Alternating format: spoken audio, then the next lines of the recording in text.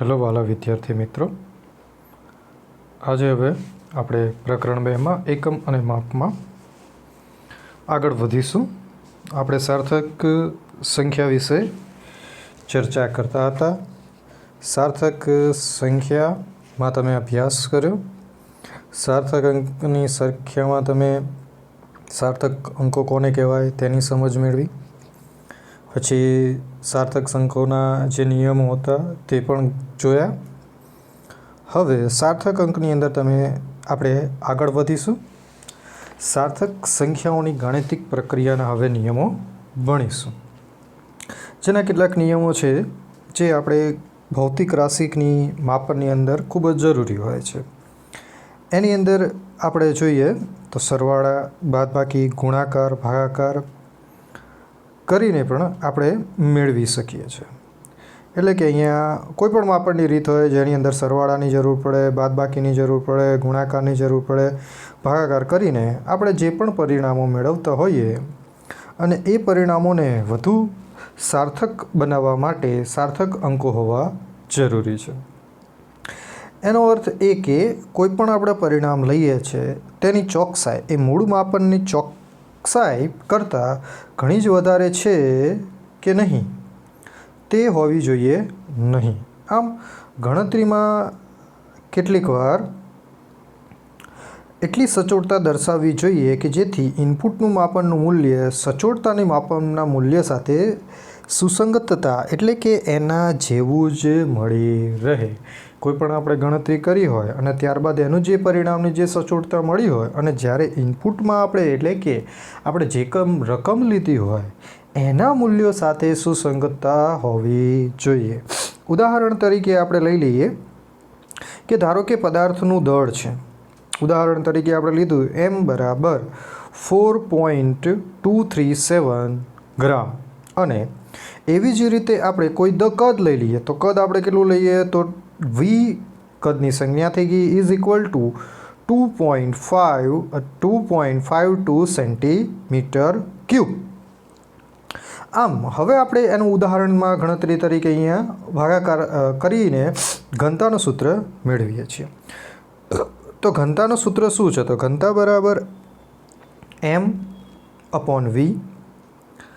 તો is equal ટુમાં આપણે એની કિંમત ઉપર મૂકેલી જ છે એ મૂકી દઈએ. તો એમની કિંમત કેટલી હતી? તો એમની કિંમત મૂકીએ આપણે 4.237 અને ભાગાકારમાં જે v છે તો vની કિંમત આપણને આપેલી છે કેટલી છે? તો 2.52. હવે આ બંનેનો આપણે ભાગાકાર કરીએ છીએ. જો ભાગાકાર કરતાં આપણને જવાબ કેટલો મળે છે? 1.68134920,634 ગ્રામ પર સેન્ટીમીટર ક્યુબ. તો આમ આ આપણે જ્યારે જવાબમાં મેળવીએ છીએ ત્યારે આનો જવાબ ખૂબ જ મોટો મળે છે. તો આની સાથે આપણે જે સાર્થક અંકોની વાત કરીએ તો આપણી જોડે ઇનપુટની અંદર જે આપણે સાર્થક અંકની સંખ્યા લીધી છે. ઉદાહરણ તરીકે આપણી જોડે એક તો દળ હતું અને બીજું હતું કદ. તો સૌથી ઓછામાં ઓછા સાર્થક અંકો જોઈએ તો કદની અંદર ઓછામાં ઓછા 3 સાર્થક અંકો હતા. તો એવી રીતે ઇનપુટમાં જે 3 સાર્થક અંકો હતા એના બાદ આપણને આઉટપુટ એટલે કે પરિણામ જે મળ્યું એ ખૂબ જ મોટી રકમમાં મળ્યું. તો આ પરિણામને આપણે વધુ સચોટ બનાવવા માટે અને ઇનપુટ એટલે કે આપેલી જે કદ અને દળ હતા એની સાથે સુસંગતતા દર્શાવવા માટે આપણે એને રાઉન્ડ ઓફ કરવું પડે. તો આપણે લઘુત્તમ સાર્થક અંકો કેટલા હતા? તો 3 હતા. તો આમ આ જે ઘનતાનું જે પરિણામ મળ્યું એના 3 સાર્થક અંકો સુધી એટલે કે લઘુત્તમ સાર્થક અંકો સુધી આપણે રાઉન્ડ ઓફ કરતાં આપણા જોડે જવાબ છે જે ઘનતાનો જવાબ મળે છે એટલે કે રો બરાબર 1.69 ગ્રામ પર સેન્ટીમીટર ઘન. તો આવી રીતે આપણને સાર્થક અંકની જે ગાણિતિક પ્રક્રિયા હતો એનો આપણે આ એક નિયમ જોયો.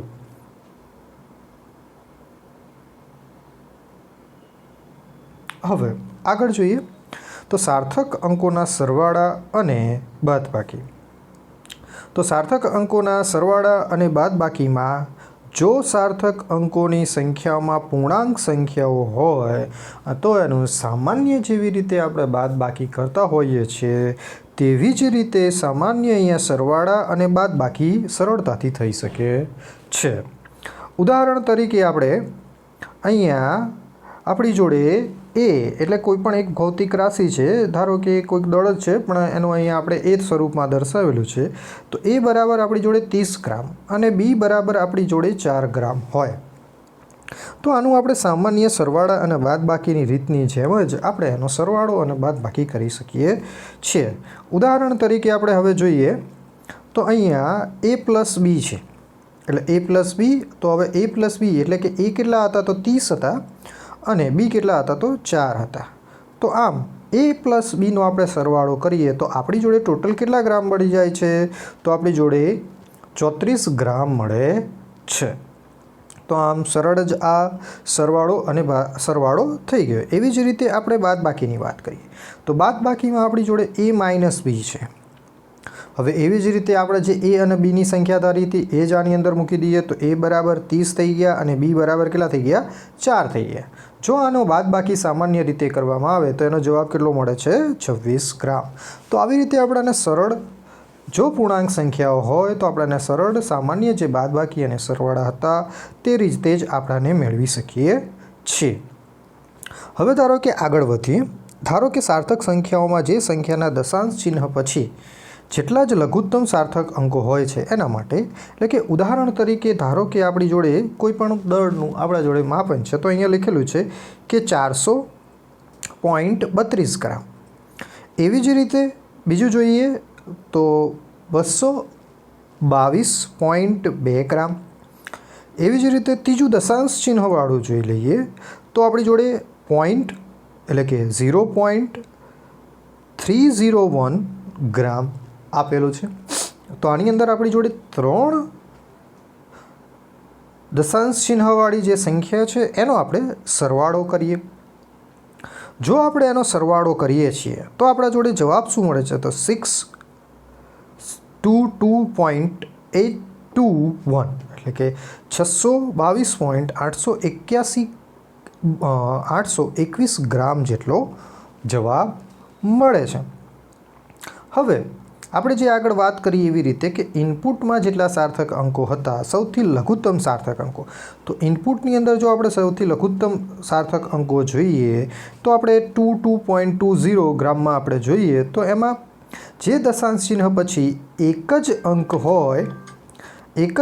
હોય તો જ પરિણામમાં પણ દશાંશ ચિહ્ન પછી એક જ અંક હોવો જોઈએ. તો આવી જ રીતે આપણે હવે આપણને ખબર છે કે દશાંશ ચિહ્ન પછી 2.2 ગ્રામમાં માત્ર દશાંશ ચિહ્ન પછી એક જ અંક આવેલો છે. તો આપણી જોડે જે અહીંયા ગણતરીમાં છેલ્લે પરિણામ મળ્યું આપણી જોડે 622.821 ગ્રામ, તો એનું જો આપણે રાઉન્ડ ઓફ કરવામાં આવે તો દશાંશ ચિહ્ન પછી માત્ર એક જ અંક આવવો જોઈએ. તો આમ આ જે જવાબ હતો એનો આપણે રાઉન્ડ ઓફ કરીએ તો આપણી જોડે 622.8 ગ્રામ જેટલો જવાબ મળે છે.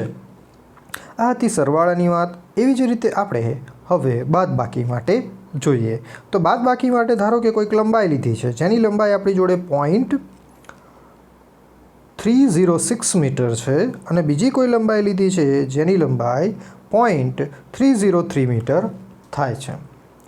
હવે આ બંનેની આપણે બાદબાકી કરીએ. જો આપણે બાદબાકી કરીએ તો આપણી જોડે જવાબમાં આપણી જોડે શું મળે છે તો જવાબમાં 0.003 મીટર મળે છે. તો આમ આપણે આને વૈજ્ઞાનિક પદ્ધતિમાં પણ લખી શકાય છે. જો આપણે આને વૈજ્ઞાનિક પદ્ધતિમાં લખીએ છીએ એટલે કે તફાવત જે આપણે ગુણાકાર લીધો બરાબર અને અહીંયા જે બાદબાકી કરી છે એની વૈજ્ઞાનિક પદ્ધતિમાં લખીએ તો આપણને ખબર છે કે 3 ગુણ્યા 10⁻³ લખાય છે, પરંતુ 3.0010⁻³ મીટર ન લખી શકાય. આમ ગુણાકાર અને ભાગાકારના નિયમની માપનની જે સચોટતા યોગ્ય રીતે વ્યક્ત કરી શકાતું નથી. આમ સરવાળા અને બાદબાકીના નિયમ દશાંશ ચિહ્નોના પદમાં છે, જે તમારે ધ્યાન રાખવાનું છે. તો દોસ્તો આ પ્રશ્ન હતો સરવાળા અને બાદબાકીનો, જે તમારે આગળ ધ્યાન રાખવાનું છે. હવે આપણે આગળ જઈએ. તો હવે સાર્થક સંખ્યાના જે ગુણાકાર અને ભાગાકાર છે તેની રીત વિશે થોડી ચર્ચા કરીએ. તો સાર્થક જે સંખ્યાઓ છે એ જુદા જુદા સાર્થક અંકોવાળા સંખ્યાના ગુણાકાર અને ભાગાકારના ક્રિયાઓ આપણે કરતા હોઈએ છીએ. તો કોઈ સાર્થક સંખ્યાનો અચોક્કસ અંક સાથે ગુણાકાર કે ભાગાકાર પણ અચોક્કસ હોય છે. તેથી તેના પરિણામમાં ફક્ત એક જ અચોક્કસ અંક રહેલો હોવો જોઈએ. ફરીથી, કોઈ સંખ્યાના અચોક્કસ અંક સાથે ગુણાકાર કે ભાગાકાર પણ કરવામાં આવે તો પણ અચોક્કસ હોય છે.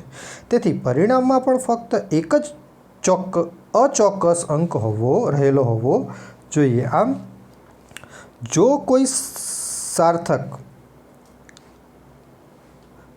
કોઈ સાર્થક સંખ્યાનો ગુણાકાર કે ભાગાકાર કરવાથી મળતા પરિણામમાં એટલા જ સાર્થક અંકો રાખવા જોઈએ કે જેટલા મૂળ સાર્થક સંખ્યાઓ પૈકી જે સંખ્યાઓમાં લઘુત્તમ સાર્થક અંકો હોય છે.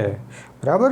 તો ફેરથી આપણે જોઈ લઈએ કે કોઈ સાર્થક સંખ્યાઓના ગુણાકાર કે ભાગાકારથી મળતા પરિણામમાં એટલા જ સાર્થક અંકો રાખવા જોઈએ કે જેટલા મૂળ સંખ્યાઓ પૈકી જે સંખ્યામાં લઘુત્તમ સાર્થક અંકો હોય છે. ઉદાહરણ તરીકે આપણે અહીંયા એક વાત લઈ લઈએ. ધારો કે કોઈક તકતી છે જેની પહોળાઈ આપણે લઈ લઈએ 1.567 સેન્ટીમીટર. તો આપણે તકતીની પહોળાઈ કેટલી લઈએ છીએ? 1.567 સેન્ટીમીટર. એવી રીતે આપણે એની પહોળાઈની વાત કરી દઈએ તો પહોળાઈ 10.4 સેન્ટીમીટર લઈએ છીએ. જો આપણે ક્ષેત્રફળનું સૂત્ર છે જે તમારે પણ યાદ રાખવાનું છે, તો ક્ષેત્રફળનું સૂત્ર આવે જે નાના ધોરણમાં પણ તમે ભણી ગયા હશો, લંબાઈ ગુણ્યા પહોળાઈ. તો આપણી જોડે લંબાઈ ગુણ્યા પહોળાઈની અંદર વાત કરીએ તો આપણી જોડે શું જવાબ મળે છે? જો આપણે ગુણાકાર કરીએ 1.567 ગુણ્યા 10.4, તો આ બંનેનો આપણે ગુણાકાર કરતાં, કારણ કે ક્ષેત્રફળ આપણને કેવી રીતે મળે છે? તો પહોળાઈ ગુણ્યા લંબાઈ. એવી જ રીતે આપણે લંબાઈ અને ગુણ્યા પહોળાઈ કરતાં આપણાને એટલે કે ક્ષેત્રફળનો જવાબ છે જે આપણાને 16.2968 સેન્ટીમીટર સ્ક્વેર મળે છે. કેટલું મળે છે? 2 સેન્ટીમીટર સ્ક્વેર મળે છે. બરાબર. સ્ક્વેર છે. ક્ષેત્રફળનું એકમ શું આવશે? સેન્ટીમીટર સ્ક્વેર થાય છે. તો હવે આપણે આની અંદર પણ ઇનપુટમાં આપણે જે પહોળાઈ અને લંબાઈની આપણે વાત કરીએ તો એની અંદર જે સાર્થક અંકો વાત કરીએ તો એમાં લઘુત્તમ સાર્થક અંકો કેટલા છે? તો લંબાઈમાં 104 એટલે કે 3 સાર્થક અંકો છે. તો આવી જ રીતે આ જે ક્ષેત્રફળ તકતીનું મળ્યું એનું આપણે રાઉન્ડ ઓફ કરતાં આપણી જોડે સાર્થક સંખ્યાઓમાં 3 સાર્થક સંખ્યાઓ લેવામાં આવે અને રાઉન્ડ ઓફ કરતાં ક્ષેત્રફળ આપણી જોડે કેટલું મળશે? તો 16.2 સેન્ટીમીટર જેટલું મળશે. હજુ આપણે આગળ જઈએ તો કોઈક સૂત્ર આવે. એ સૂત્રની અંદર આપણે કેટલીક વાર ઘણા બધા તમે અચળાંકો જોશો. તો કેટલીક વાર 2π આવશે, પાઈ આવશે, એપ્સાઇલન 0 આવશે, મ્યુ 0 આગળના ધોરણમાં તમારે ભણવામાં આવશે. તો એવા રીતે ઘણા જ સાર્થક અંકો તમને જોવામાં મળશે. તો આ જે બધા આપણાને જે સાર્થક અંકો જોવા મળે છે તો તેમનું મૂલ્ય આપેલા કોઈપણ સાર્થક અંક કરતાં એક અંક વધુ રાખવું જોઈએ અને છેલ્લા પરિણામોમાં આપેલા જે પણ સાર્થક અંકો સુધી રાઉન્ડ ઓફ કરવામાં હોય છે તો કરતા આવે છે. આવી રીતે ઉદાહરણ તરીકે આપણે પાઈનું મૂલ્ય લઈ લઈએ તો પાઈનું મૂલ્ય કેટલું હોય છે? તો આપણે જોઈએ તો 3.1415926 અપ ટુ ઘણી બધી મોટી સંખ્યામાં એ જોવા મળે છે. આમ ભૌતિક રાશિના માપનની જે પણ સંખ્યાના સાર્થક અંકો મર્યાદિત હોય છે, તો તે પ્રમાણે આપણે ગાણિતિક પ્રક્રિયાને જે પ્રમાણે જરૂરિયાત હોય તે પ્રમાણે પાઈનું મૂલ્ય મૂકવામાં આવે છે. તો આમ પાઈનું જે મૂલ્ય છે એ આપણે કેટલીક વાર ગણતરીની અંદર 3.14 લેતા હોઈએ છીએ, તો કેટલીક વાર ગણતરીની અંદર 3.142 લેતા હોઈએ છીએ. હજુ પણ જો આપણે જરૂરિયાત પડતી હોય તો 3.1416 પણ લઈ શકાય છે અને એના આધારે આપણે ગુણાકાર કે ભાગાકાર કરવામાં આવે છે. તો આવી રીતે આપણે ગુણાકાર અને ભાગાકાર કરી શકીએ છીએ. આમ જે સાર્થક સંખ્યાનો ગુણાકાર કે ભાગાકાર હોય તેમને એક સંખ્યાના માપનમાં દર્શાવી ન હોય, એટલે કે ચોક્કસ સંખ્યા હોય એટલા જ પૂર્ણાંક અથવા તો અપૂર્ણાંક સંખ્યા ચોક્કસ હોય છે અને ચોક્કસ સંખ્યાના સાર્થક અંકો અનંત હોય છે. તેથી આવી ચોક્કસ સંખ્યાના સાર્થક અંકો ધ્યાનમાં લેવા નહીં, પણ બીજી સાર્થક સંખ્યાના સાર્થક અંકો સુધી પરિણામને દર્શાવાય છે. તો આવી રીતે આપણે સાર્થક સંખ્યાની અંદર ગુણાકાર અને ભાગાકાર પણ દર્શાવી શકીએ છીએ. ઓકે દોસ્તો, તો આ આપણી જોડે બીજો પ્રશ્ન આપણને જોવા મળે છે. હવે એવી જ રીતે આપણે હજુ આગળ જઈએ.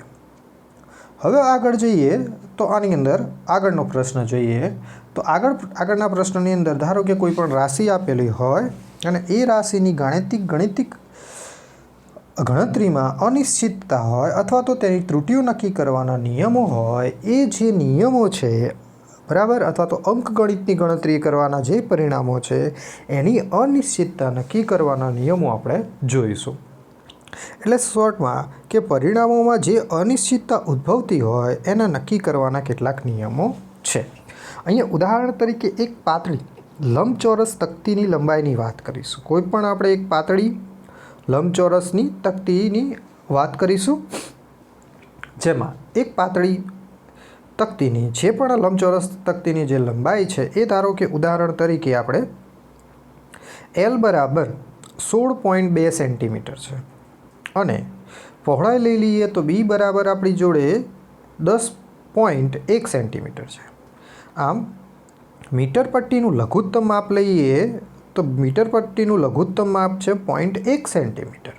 તો આમ આની અંદર આપણે માપનની અંદર જો આપણે નિરપેક્ષ ત્રુટિ લઈએ તો એ આપણને નિરપેક્ષ ત્રુટિ કેટલી મળશે? તો 0.1 સેન્ટીમીટર જેટલી મળે છે, કારણ કે એ મીટર પટ્ટીનું જે લઘુત્તમ માપ છે એ આપણે અહીંયા નિરપેક્ષ ત્રુટિ તરીકે લીધેલું છે 0.1 સેન્ટીમીટર.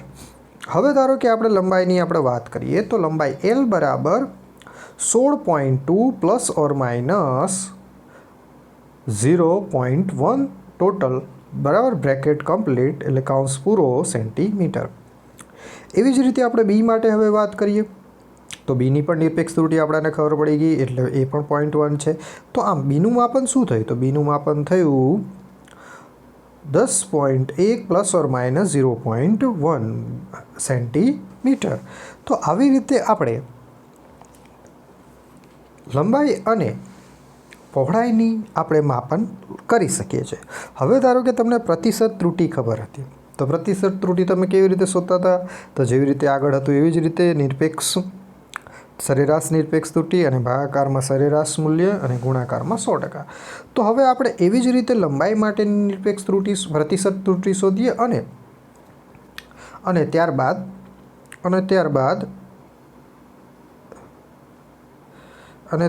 પહોળાઈની આપણે પ્રતિશત ત્રુટિ શોધીએ. તો સૌથી પહેલાં લંબાઈ માટે લઈએ તો લંબાઈની પ્રતિશત ડેલ્ટા L/L ગુણાકારમાં 100%. હવે આપણે કિંમતો મૂકીએ તો ડેલ્ટા L આપણે જોડે કેટલી હતી? તો 0.1, તો એ 0.1 લખ્યું. L ટોટલ કેટલા હતા? 16.2, તો એ 16.2 લખ્યા. ગુણાકારમાં 100 હતા તો 100% લખ્યા. તો આપણી જોડે જવાબ કેટલો આવ્યો? 0.6% જવાબ મળે. એવી રીતે આપણે પહોળાઈની વાત કરીએ તો પહોળાઈની અંદર ડેલ્ટા B/B ગુણાકારમાં 100%. તો આવી જ રીતે અહીંયા ડેલ્ટા B 0.1 છે અને B કેટલું હતું? તો B તમને ખબર જ છે 10.1 હતું અને ગુણ્યા 100%. તો આવી રીતે આપણને જવાબ કેટલો મળશે? 1%. તો આવી રીતે હવે લંબાઈની વાત કરીએ જેને આપણે ટકા સાથે દર્શાવેલી છે. જો લંબાઈની વાત ટકા સાથે દર્શાવીએ તો એલ બરાબર આપણને કેટલો જવાબ મળે છે? તો એલ બરાબર 16.2 centimetre or plus or minus 0.6%. એવી જ રીતે બીમાં જે લઈએ તો બી બરાબર 10.1 centimetre or plus or minus 1% જેટલું મળે છે. તો આવી જ રીતે હવે લંબાઈ અને ગુણ્યા પહોળાઈ કરતા તો ક્ષેત્રફળની આપણે જે વાત કરીએ તો ક્ષેત્રફળની આપણે જોડે વાત કરીએ તો એ બરાબર લંબાઈ ગુણ્યા પહોળાઈ એટલે કે એલ ગુણ્યા બી જોવા મળે છે. હવે આની આપણે કિંમત મૂકી દઈએ તો એલ બરાબર આપણે આગળ જેવી રીતે લીધું હતું એવી જ રીતે આવશે. 16.2 plus or minus 16.2 plus or minus 0.6. એવી જ રીતે 10ની આપણે વાત કરીએ બીની કિંમત મૂકીએ તો 10.1 પ્લસ ઓર માઇનસ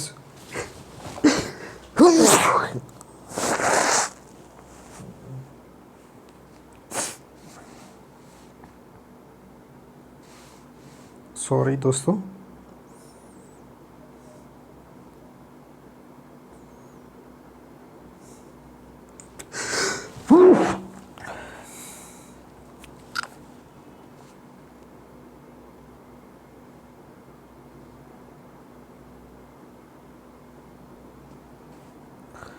તો હવે વિદ્યાર્થી મિત્રો ફેરથી આપણે થોડી ડિસ્ટર્બન્સ માટે ફેરથી જોઈ લઈએ હવે ક્ષેત્રફળ. તો ક્ષેત્રફળ એ બરાબર એલ ઇન્ટુ બી. તો એલની કિંમત મૂકી 16.2 પ્લસ ઓર માઇનસ 0.6%. પછી બીની કિંમત 10.1 પ્લસ ઓર માઇનસ 1%. બંનેના ગુણાકાર કરીએ તો 16.2 ગુણ્યા 10.1 પ્લસ ઓર માઇનસ બ્રેકેટમાં આપણે પ્રતિશત ત્રુટી અલગ લખી 0.6% અને 1%. તો આવી રીતે ક્ષેત્રફળ આપણને કેટલો મળે તો 163.62 પ્લસ ઓર માઇનસ 1.6%. આવી રીતે આપણે જવાબમાં જોઈએ તો 1 એટલે કે 163.62 પ્લસ ઓર માઇનસ 2.6 સેન્ટીમીટર. અહીંયા તમે જો આ ઉપરનું જે તે પ્રતિશત ત્રુટીમાં હતું અને આ માપનની વાત કરી છે એટલે કે એની જે નિરપેક્ષ ત્રુટી હતી 2.6 આવી. તો કેવી રીતે મળી? તો અહીંયા જો સાઈડમાં મેં લખ્યું છે કે 163.62 ગુણ્યા 1.6 જે પર્સન્ટેજ એટલે કે ટકા હતા એટલે કે 100% માટે 163.62% હોય તો માટે 1.6% માટે કેટલા? એટલે કે અહીંયા ક્ષેત્રફળની વાત કરીએ એટલે ડેલ્ટા એ અપોન એ પ્લસ ગુણાકારમાં 100 અને ઇઝ ઇક્વલ ટુ 1.6% અથવા તો 1.6. ઓકે. તો હવે આપણે ડેલ્ટા એના સૂત્ર કરતાં બને તો 1.6 ગુણ્યા એ આવશે અને ભાગાકારમાં કેટલા થઈ જશે? 100 થઈ જશે. તો જો તમે આવી રીતે કરીને ડેલ્ટા એ શોધશો તો ડેલ્ટા એનો જવાબ તમને કેટલો મળશે? તો ડેલ્ટા એનો જવાબ તમને મળશે 2.6 સેન્ટીમીટર. અને એવી રીતે ડેલ્ટા એ જે હતો એ અહીંયા આપણે કિંમત મૂકી છે એ મળે છે 2.6 સેન્ટીમીટર. આમ આપણે હવે એનું રાઉન્ડ ઓફ કરીને અંતિમ પરિણામ મેળવીએ તો 164 પ્લસ ઓર માઇનસ 3 સેન્ટીમીટર જેટલું મળે છે. 106ની એક આગળ લઈ દીધી એટલે 4 થઈ ગયા, 2.6 હતા એના કેટલા થઈ ગયા? 3 થઈ ગયા. બરાબર. તો આવી રીતે આપણી જોડે જવાબમાં શું મળ્યું? 164 પ્લસ ઓર માઇનસ 3 સેન્ટીમીટર જેટલો જવાબ મળે છે. તો આમ ક્ષેત્રફળની જે અહીંયા ગણતરીમાં અનિશ્ચિતતા આપણને જે જોવા મળે છે એ અનિશ્ચિતતા અથવા તો આપણે જે ત્રુટી લઈએ તો એ કેટલી જોવા મળે છે? 3 સેન્ટીમીટર જેટલી ત્રુટી જોવા મળે છે અથવા તો આપણને અનિશ્ચિતતા જોવા મળે છે. ઓકે. તો આ થઈ આપણે એક ઉદાહરણની વાત થઈ. બરાબર. આ એક ઉદાહરણની વાત કરી. હવે ઉદાહરણ નંબર 2 તરફ જોઈએ. જો કોઈ પ્રાયોગિક મૂલ્યને ગણ n સાર્થક અંકો સુધી દર્શાવેલ હોય તો આ મૂલ્યના સંયોજનથી મળતા પરિણામો પણ n સાર્થક અંકો સુધી જોવા મળતા હોય છે અથવા તો માન્ય છે. પરંતુ જો પ્રાયોગિક મૂલ્યની સંજ્ઞા ઘટાડવામાં આવે તો સાર્થક અંકોની સંખ્યામાં ઘટે છે. એટલે ઉદાહરણ તરીકે આપણે જોઈએ તો અહીંયા આપણી જોડે લખેલો છે જવાબ 12.9 ગ્રામ અને કોઈ બીજું દળની વાત કરીએ તો 7.06 ગ્રામ. તો આમ આની અંદર આપણે જોઈએ તો 3 સાર્થક અંકો જોવા મળે છે. પર હવે આના જવાબની વાત કરીએ તો કેટલો જવાબ છે તો 5.84 ગ્રામ રૂપે મળે છે. પરંતુ આપણે તેને મૂલ્યાંકિત ન કરી શકાય. તો અહીં શું કરીશું તો અહીંયા જોઈએ કે સાર્થક અંકોના 3 સરવાળા કે બાદબાકીની ક્રિયામાં સંખ્યાના સાર્થક અંકો નહીં પરંતુ દશાંશ ચિહ્નોને ધ્યાનમાં લેવામાં આવે છે. તો આમ દશાંશ ચિહ્નો પછીના અંકોને ધ્યાનમાં લેવામાં આવે તો આપણે અહીંયા જોઈશું કે 12 જે આપણી જોડે 12.9 હતો તો એના દશાંશ ચિહ્ન પછી માત્ર એક જ અંક છે. તો આમ આપણાને જે પરિણામ મળ્યું 5.84 એની અંદર જો આપણે એને બાદબાકી અહીંયા કરીએ છીએ અને દશાંશ ચિહ્નના પછીના છેલ્લા અંકનો ઉપયોગ કરીએ તો આપણા જોડે એનો અંતિમ પરિણામ કેટલો મળશે તો 5.8 ગ્રામ જેટલો જ દર્શાવી શકાય છે. તો આમ આપણે સાર્થક અંકોમાં સંખ્યામાં આપણે શું કરી શકીએ છીએ તો સાર્થક અંકોમાં આપણે બરાબર સાર્થક અંકોની સંખ્યામાં આવી રીતે આપણે ઘટાડી શકીએ છીએ. હવે એના આગળની વાત કરીએ બરાબર. તો ત્રીજું ઉદાહરણ અહીં આપણી જોડે શું આપેલું છે તો સાર્થક સંખ્યાઓના જે મૂલ્યોના અંક સહિત સાપેક્ષ ત્રુટિ માત્ર n ઉપર જ આધારિત નથી પરંતુ સંખ્યા તે પર પણ આધારિત હોય છે. સંખ્યા ઉપર પણ આધારિત છે. ઉદાહરણ આપણે જોઈ લઈએ. ધારો કે કોઈ દ્રવ્યમાન આપેલું છે અને એનું દ્રવ્યમાન આપણે m બરાબર લખી લઈએ 10.2 ગ્રામ. હવે માપનની ચોકસાઈમાં આપણે લઈ લઈએ તો માપનની ચોકસાઈમાં ±0.01 ગ્રામ છે. એવી રીતે આપણે બીજું માપન લઈ લઈએ તો બીજું માપન કેટલું લીધું છે તો m બરાબર 9.89 એટલે કે 9.89 ગ્રામ છે. એની ચોકસાઈની વાત કરીએ તો એ પણ આપણા જોડે ±0.01 ગ્રામ જેટલું મળે છે. હવે આપણે એની સાપેક્ષ ત્રુટિની વાત કરીએ તો સાપેક્ષ ત્રુટિની અંદર આપણે સૌથી પહેલું પ્રથમ મૂલ્ય લઈએ તો 1.02 ગ્રામમાં સાપેક્ષ ત્રુટિ કેટલી છે તો સાપેક્ષ ત્રુટિ બરાબર ±Δm/m અને ગુણાકારમાં 100%. આ સાપેક્ષ ત્રુટિને આપણે અહીંયા પ્રતિશત ત્રુટિ સાથે એટલે કે ગુણાકાર સાથે પણ દર્શાવીને કિંમતો લખીએ છીએ. તો આવી રીતે આપણાને પ્રતિશત ત્રુટિ આપણાને કેટલી મળે છે તો અહીંયા કિંમતો મૂકી છે. Δmની કિંમત મૂકી દીધી 0.01, mની કિંમત મૂકી દીધી 1.02 અને ગુણાકારમાં 100. તો આવી રીતે મને જવાબ કેટલો મળે છે તો 0.1980342% જેટલો મળે છે.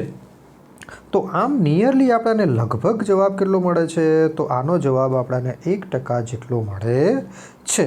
હવે ધારો કે આપણે એના આગળની વાત કરીએ તો આગળનું મૂલ્ય કેટલું હતું તો બીજું માપનમાં દળ કેટલું હતું તો 9.89 ગ્રામ બરાબર 9 ગ્રામમાં આપેલું છે. હવે એની સાપેક્ષ ત્રુટિ અને પ્રતિશત ત્રુટિ જોઈએ તો Δm/m ગુણાકારમાં 100 એની કિંમતો હવે મૂકતા આપણાને જવાબ ±0.111122 જેવો મળે છે. અને એનો નિયરલી આપણે જવાબ મળીએ તો આપણા જોડે જવાબ કેટલો મળે છે તો આપણને ±0.1% જેટલો મળે છે. તો આમાં તમે જુઓ તો તમને પણ અહીંયા ખબર પડી શકે છે કે બહુપદીની ગણતરીમાં લઘુત્તમ સચોટ માપમાં એક કરતાં દરેક માપમાં એક સાર્થક અંક વધારે રાખીને મધ્યવર્તીય પરિણામોની ગણતરી કરવી જોઈએ અને આ રીતે આંકડાઓની યોગ્ય કર્યા બાદ ગણિતીય પ્રક્રિયા કરવી જોઈએ બરાબર. તો જો આવી રીતે આપણે પ્રક્રિયાઓ કરવામાં આવે તો આમ કરવાથી રાઉન્ડ ઓફમાં આપણાને ત્રુટિ ઉદ્ભવે છે. ઉદાહરણ તરીકે આપણે લઈએ તો 9.58નો વ્યસ્ત સાર્થક અંકની દ્રષ્ટિએ લઈએ તો અહીંયા આપણે 1/9.58 અને એનો બરાબર લઈએ તો 0.10438413 લખ્યો હોય. પરિણામને 3 સાર્થક અંકો સુધી જ આપણે રાઉન્ડ ઓફ કરવું પડે કારણ કે આપણી જોડે જે રકમ લીધેલી છે એની અંદર સાર્થક અંકો કેટલા છે તો 9.58 એટલે કે 3 સાર્થક અંકો છે. એટલે કે આપણે એનું રાઉન્ડ ઓફ કરીએ તો આપણે છેલ્લા 3 સાર્થક અંકોને લેવા પડે. તો છેલ્લા 3 સાર્થક અંકો સુધી રાઉન્ડ ઓફ કરીએ તો 0.104 જેવું મળે છે. પરંતુ જો આપણે ફેરથી આપણે પોઈન્ટ એટલે કે 0.104ના વ્યસ્તને કરવામાં આવે અને એને 3 સાર્થક અંકો સુધી રાઉન્ડ ઓફ કરીએ તો આપણાને જે જવાબ છે એ જવાબ આપણાને કેટલો મળે છે 9.62 જેટલો મળે છે. એટલે થોડું ઉલટું થઈ જાય છે. તમે જુઓ પહેલાં જવાબમાં આપણે લીધો તો કેટલો જવાબ મળે છે 9.58 મળે અને એનો વ્યસ્ત આપણને 0.104 જેટલો મળે છે. જ્યારે હવે એનો જે આપણે સાર્થક અંકો લીધા અને એનો વ્યસ્ત કરીએ તો આપણને કેવો જવાબ મળે છે તો 9.62 એટલે દેખો ફેરફાર તમને જોવા મળે છે. જો સાર્થક અંકો થોડા હજુ આપણે એક વધારી દઈએ અને 4 સાર્થક અંકો કરી દઈએ તો પાછું થોડું અલગ જવાબ મળે છે. તો નિયરલી એના જેવો જવાબ જોવા મળે છે. તો આમ 0.1044નો આપણે વ્યસ્ત લઈએ તો જવાબ કેટલો જોવા મળે છે 9.58 મળે છે.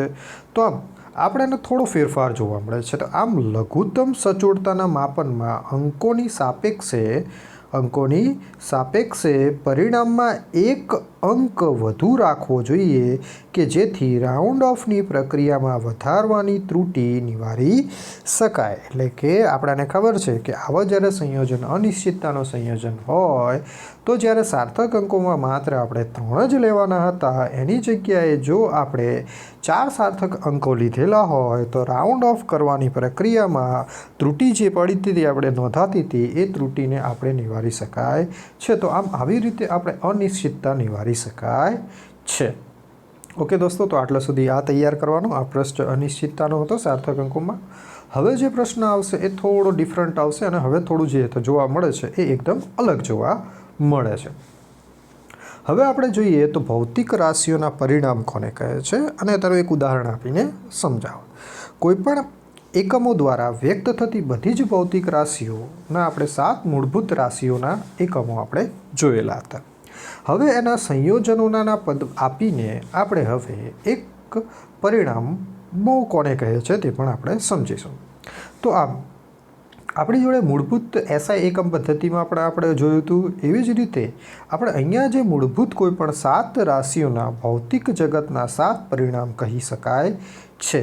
અને આ જે આપણી જોડે 7 જે પરિણામ મળે છે એ પરિણામને આપણે કૌંસ એટલે કે ચોરસ કૌંસમાં એટલે કે ક્રોસ બ્રેકેટમાં પણ આપણે દર્શાવી શકાય છે. અહીંયા ધારો કે આપણે 7 જે એસઆઈ એકમ પદ્ધતિમાં જે આપણે મૂળભૂત ભૌતિક રાશિ લીધી હતી એના આપણે પરિણામને આપણે ચોરસ કૌંસમાં દર્શાવતા. ધારો કે આપણે અહીંયા લંબાઈની વાત કરીએ તો લંબાઈનું પરિણામ થઈ જાય જેને આપણે કેપિટલ એલને ચોરસ કૌંસમાં દર્શાવેલું છે. એવી રીતે દળને વાત કરીએ તો કેપિટલ એમને આપણે કૌંસમાં દર્શાવેલું છે. એવી જ રીતે જો આપણે સમયની વાત કરીએ તો જેને કેપિટલ ટી વડે કૌંસમાં દર્શાવેલું છે. વિદ્યુત પ્રવાહની વાત કરીએ તો વિદ્યુત પ્રવાહને બરાબર એના કૌંસમાં લીધેલું છે. એવી રીતે આપણે થર્મોડાયનેમિક્સની વાત કરી હતી તો થર્મોડાયનેમિક્સ તાપમાનની વાત કરીએ તો જેને કે દ્વારા દર્શાવેલું છે, કેપિટલ કેને કૌંસમાં દર્શાવેલું છે. જ્યોતની તીવ્રતા જેને આપણે સીડી વડે દર્શાવેલું તો અહીંયા પણ સીડી અને એને જેને ચોરસ કૌંસમાં દર્શાવેલું છે. એવી રીતે દ્રવ્યનો જથ્થો જે હતો એને પણ મોલને કૌંસમાં દર્શાવેલું છે. તો આવી રીતે આપણને આ જોવા મળે છે જે અહીંયા આપણે એના પરિણામ સાથે દર્શાવેલ છે. હવે એવી જ રીતે કોઈપણ ભૌતિક રાશિને વ્યક્ત કરવા માટે મૂળભૂત ભૌતિક રાશિ પર મૂકવામાં આવતા જે ઘાતાંકો છે એ ઘાતાંકોને ભૌતિક રાશિના પરિણામ કહેવામાં આવે છે. તો કોઈપણ ભૌતિક રાશિ હોય એ ભૌતિક રાશિને વ્યક્ત કરવા માટે આપણે મૂળભૂત રાશિ પર મૂકવામાં આવેલા જે ઘાતાંકો છે એ ઘાતાંકોને આપણે જે તે પણ ભૌતિક રાશિ આપેલી હોય એ ભૌતિક રાશિના પરિમાણ કહેવામાં આવે છે. અહીંયા આપણે હવે એ જ વાત આપણે ઉદાહરણ તરીકે સમજીએ. ધારો કે ઉદાહરણ તો આપણે કદનું લઈએ તો કદ બરાબર શું થાય તો લંબાઈ ગુણ્યા પહોળાઈ ગુણ્યા ઊંચાઈ. હવે આ ઉદાહરણમાં આપણે કદના પરિણામની વાત કરીએ તો કદનું પરિણામ લંબાઈ માટે એલ એને ધારો કે લંબાઈનો એકમ મીટર થાય છે, એટલે કે એને આપણે એલ દ્વારા દર્શાવીએ. પહોળાઈ માટે પણ એકમ મીટર થાય છે, એને પણ આપણે એલ દ્વારા દર્શાવીએ છીએ. ઊંચાઈ માટે પણ એનો એકમ છે મીટર થાય છે, એને પણ આપણે એલ દ્વારા દર્શાવીએ છીએ. તો આમ અહીંયા કોઈ પણ દળ જોવા મળતું નથી, સમય જોવા મળતું નથી, એટલે કે દળનું પરિણામ શૂન્ય થાય છે, સમયનું પરિણામ પણ શૂન્ય થાય છે. તો આમ આપણે અંતિમ પરિણામ લઈએ તો લંબાઈનું જે અંતિમ પરિણામ L3 જેટલું જોવા મળે. તો આમ કદનું પરિણામ લેવામાં આવે તો કદનું પરિણામ આપણા જોડે શું થશે? M0, T0 અને L3 જેટલું જોવા મળે છે. તો આવી રીતે આપણે કદનું પરિણામ સમજી શકીએ છીએ. એવી જ રીતે અહીંયા આપણે બળની વાત કરીએ તો બળ બરાબર શું થાય? તો બળ બરાબર આપણે આગળ પણ સૂત્ર શીખવાડેલું છે, દળ ગુણ્યા પ્રવેગ.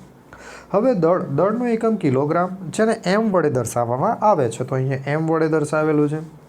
હવે પ્રવેગ બરાબર પણ વેગ ભાગ્યા સમય, જેનો એકમ મીટર પર સેકન્ડ જોવા મળે છે. બરાબર, પ્રવેગ એટલે શું થાય? તો વેગ ભાગ્યા સમય, જેનો એકમ મીટર પર સેકન્ડ સ્ક્વેર જોવા મળે છે. આમ તો વેગ માટે બરાબર શું થશે? તો વેગ માટે લંબાઈ એટલે કે મીટર પર સેકન્ડ થાય, અને નીચે સમય હતો એટલે કે સેકન્ડ કરે. તો શું મળે છે? લંબાઈ માટે L અને સમય માટે સ્ક્વેર હતો એટલે કે T². તો મારો વડે જવાબ શું મળે છે? LT². હવે અહીંયા પ્રવેગમાં આપણે એની કિંમત મૂકી દઈએ તો L ઉપર 1 ઘાત આપણે એક પરિણામ સ્વીકારી શકીએ અને T ઉપર -2 સ્વીકારી લઈએ. આમ આપણે બળનું પરિણામ જોઈએ તો બળનું પરિણામ આપણને કેટલું મળે છે? MLT-2 એટલે કે M1, L1 અને T-2 જેવું પરિણામ આપણને બળનું જોવા મળે છે. તો આમ હવે આપણે જે બળ હતું એના પરિણામની અંદર વાત કરીએ તો આપણી જોડે જે જવાબ મળ્યો M1, L1 અને T-2.